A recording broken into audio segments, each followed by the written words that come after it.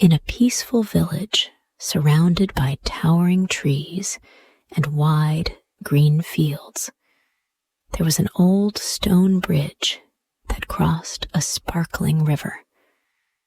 The villagers loved this bridge, as it was the only way to get across the river.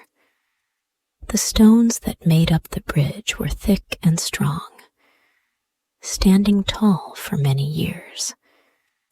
A large oak tree grew at one end of the bridge, with its branches stretching wide, providing shade to anyone who sat underneath. One warm afternoon, a new girl named Eliza arrived in the village with her father. Eliza was different from everyone else in the village. She had long, golden hair that shimmered like the sunlight, and her eyes were a soft blue that seemed to sparkle whenever she smiled. Though she was beautiful, Eliza was quiet and a bit shy. She had never lived in a village like this before, so she often felt out of place and alone. The children who played by the bridge soon noticed her. They talked about her in whispers, wondering who she was. "Who is she?" asked a curious girl named Rose. "She's so pretty, but why doesn't she ever talk to anyone?" asked a boy named Luke. But there was one boy named James who was different. While the others just stared, James wasn't afraid to talk to new people. He had messy brown hair, and his bright eyes always sparkled with excitement. One afternoon, as Eliza was standing near the bridge, looking down at the river, James walked up to her with a friendly smile. "Hi, my name is James. Do you want to come play with us by the bridge?" he asked. Eliza hesitated for a moment, feeling nervous. She wasn't used to talking to strangers, but something about James's warm smile made her feel safe. After a brief pause, she smiled back and nodded. "Okay," she said softly. From that day on, James and Eliza became friends. James would often come to visit Eliza, and together they would walk down to the river, sit by the old stone bridge, and talk about their days. Though Eliza was still quiet and shy, she found comfort in James's friendship. He made her feel welcome in the village, something she had never felt before. As the days passed, Eliza grew fond of the stone bridge. There was something peaceful about the sound of the river flowing beneath it, the way the water danced over the smooth rocks, making soft, gentle noises. Sometimes, Eliza would sit on the edge of the bridge and dip her fingers into the cool water, feeling the refreshing flow between her hands. It helped her relax, especially on days when she felt lonely or unsure. James and Eliza spent many afternoons together by the bridge. They shared stories about their families, their dreams, and their hopes for the future. Eliza often told James how she missed her mother, who had passed away when she was just a little girl. "I remember my mother's laugh," Eliza would say, her voice soft and filled with longing. "She used to sing songs with me, and now I don't have anyone to sing with." James would listen carefully, nodding his head. "I'm sorry you had to lose your mom," he would say. "But you're not alone. I'm here for you." Eliza smiled at him, feeling grateful. James was a good friend, someone who made her feel special when she needed it the most. Over time, Eliza started to feel like the village wasn't such a lonely place anymore. She had made a friend, and together they found comfort in the simple moments by the old bridge. One bright afternoon, as Eliza and James were playing near the bridge, they saw a new face sitting on the stone steps that led down to the river. The woman was beautiful, with long, dark hair that glistened in the sunlight. She wore a simple but elegant dress, and her eyes were a soft brown, full of warmth. She had a gentle smile that made her seem kind and inviting. "Who is she?" Eliza asked, her curiosity piqued. James smiled. "I think her name is Isabella. She just moved here. I've seen her talking to the villagers." Isabella was known for being friendly and charming. Everyone who met her liked her right away. Soon, Eliza and James became good friends with Isabella. She would sit with them under the oak tree by the bridge, and they would all talk for hours. Isabella shared many stories about the village and its history, and she always seemed to know something new about everything. But there was something about Isabella that Eliza couldn't quite figure out. Sometimes, when she sat near the river, Isabella's expression would change. Her eyes would look far away, as if she was lost in thought. Eliza wondered why Isabella would seem so serious and distant at times, but she didn't ask. She was too shy to bring it up. Still, Eliza felt drawn to Isabella. There was something mysterious about her, something that made her seem even more fascinating. Eliza noticed how Isabella would sometimes stare at the river with such deep thought. And though she never spoke about it, Eliza couldn't help but wonder what was going on in her mind. The oak tree behind the bridge had stood for many years. Its thick trunk was weathered by time, but still strong and solid. The branches reached out, creating a wide, shady space beneath it, where anyone could rest and find comfort. One afternoon, the three friends, Eliza, James, and Isabella, sat beneath the oak tree. Isabella told them stories about her childhood, and the sound of her soft voice made Eliza feel comfortable. "When I was little," Isabella began, "I would always sit under an oak tree like this one. It was my special place where I could think, feel safe, and dream about all sorts of things." Eliza and James listened carefully. Isabella's voice was soothing, and they both felt her words fill them with warmth. The oak tree became their favorite place to sit and talk, and from that day on, they would meet there every day after school. It was the perfect spot to relax and forget about the world for a while.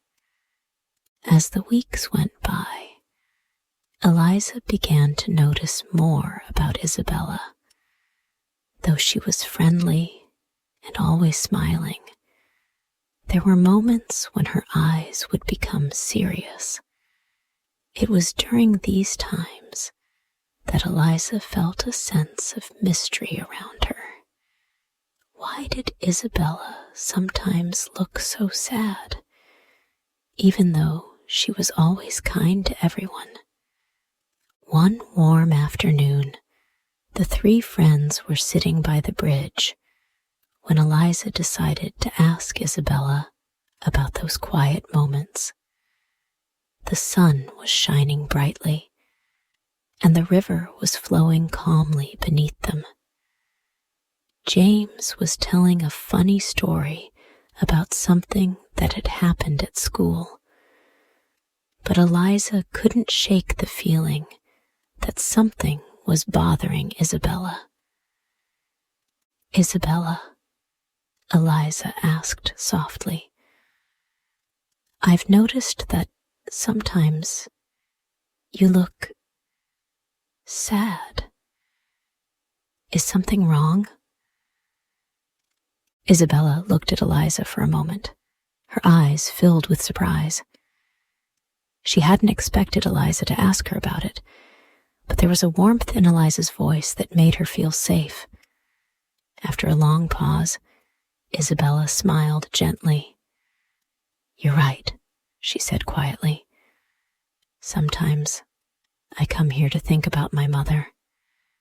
She passed away when I was very young, and sometimes I miss her so much. It's hard to talk about it." Eliza's heart ached when she heard these words. She had lost her own mother when she was little, and she understood the pain that came from missing someone so important. Without saying a word, Eliza reached over and took Isabella's hand in hers. James, who had been listening quietly, nodded in agreement. "I understand," Eliza said softly. "I lost my mother too. It's not easy, is it?" Isabella smiled and squeezed Eliza's hand. "No, it's not. But it helps to talk to someone who understands." From that moment on, Eliza and Isabella became even closer. They would sit for hours, talking about their mothers and the memories they had of them. It felt good for both of them to share their feelings with each other. The bridge and the oak tree became a safe place for them to speak openly about their thoughts and emotions. One day, while the three friends were playing near the river, something strange caught their attention. A small wooden box was floating gently down the river. It was old and worn, and it seemed to be calling out to them as it drifted closer to the bank. The box was small, but it looked important, like it had a secret hidden inside. "Let's see what's in it," James said excitedly. Without waiting, he jumped into the river and swam to where the box was.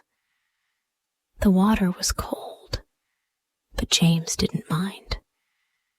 He grabbed the box and brought it back to the shore, where Eliza and Isabella waited eagerly. They sat down on the grass, and James opened the box. Inside, they found a small piece of parchment, a note. Eliza's hands trembled slightly as she picked up the note and read it aloud. The words on the paper were simple, but they filled her with a sense of wonder. "The secret is hidden under the bridge," Eliza read. James and Isabella looked at each other in surprise. "What do you think it means?" Isabella asked, her voice filled with curiosity. Eliza thought for a moment. It sounds like there's something hidden beneath the bridge. We should go look. Excited by the mystery, the three friends decided to explore under the bridge the very next day. They couldn't wait to find out what the secret was. The next afternoon, the three friends met at the bridge, ready to explore the secret the note had hinted at. The sun was beginning to set, casting a warm, golden light over the river and the old stone bridge. They walked carefully down the stone steps that led to the space beneath the bridge. It was quiet down there, with only the sound of the river flowing and the birds singing in the distance. As they crawled carefully through the small, hidden area, they saw something covered in moss and dirt. It looked like a small wooden chest, partially buried beneath the earth. "Do you think this is it?" James whispered, his voice full of excitement. Eliza nodded, her heart racing. "It must be. Let's open it." Together, they carefully dug around the chest, pulling away the dirt and moss. After a few moments, they were able to lift it out of the ground. The chest was old and weathered, but it was still strong. James slowly opened the wooden lid, and they all peered inside. The chest was filled with old letters. There were dozens of them, each tied with a small, faded ribbon. Isabella reached into the chest and picked up one of the letters. It was yellowed with age, but the handwriting was still clear. She carefully untied the ribbon and opened the letter, reading it aloud. "This is a letter from my mother," Isabella said, her voice trembling. "I never knew about this." The letter spoke of family secrets, promises made long ago, and the love Isabella's mother had for her.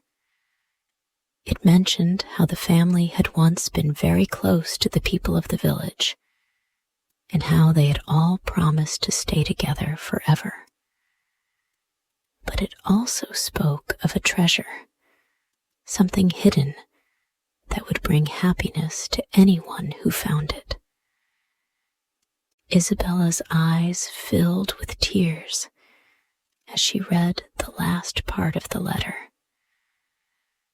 "My mother wanted me to know the truth one day," she whispered. "But I never knew about any of this." As the days passed, Isabella continued to read the letters. Each one revealed more about her family and their connection to the village. There were stories of love, laughter, and long-forgotten promises. But the most important discovery came from the very last letter. Isabella sat with Eliza and James by the bridge, reading the final letter aloud. As she read, she realized that the true treasure wasn't gold or jewels. It was something far more precious. "The greatest treasure," Isabella read, her voice soft with emotion, "is the love we give to each other." Tears filled Isabella's eyes as she looked up at her two friends. This is what my mother wanted me to understand. It's not about what we have, but the love we share." Eliza smiled warmly. "That's the most important thing of all," she said softly. "Love is the greatest treasure." James nodded in agreement, his eyes bright with understanding. "And we have that. We have each other." From that moment on, the three friends knew that the true treasure was the bond they shared. They spent every day together, playing by the bridge, sitting under the oak tree, and supporting each other through life's ups and downs. They realized that no matter what happened, they would always have the love they gave to each other. As the seasons changed, Eliza, James, and Isabella grew closer. They had found something more valuable than any treasure: true friendship. They spent every day together, learning about each other's dreams and helping each other through tough times. The old bridge remained a place of peace for them, a place where they could be themselves and share their thoughts. And under the oak tree, they would sit for hours, talking about their hopes for the future and the love they had for their families. No matter what challenges they faced in life, they knew that as long as they had each other, they would always be okay. And so, as the sun set over the village, the three friends looked at the river and the old bridge. They smiled, knowing that the greatest treasure in life wasn't something you could see or touch. It was the love and friendship they shared. The end.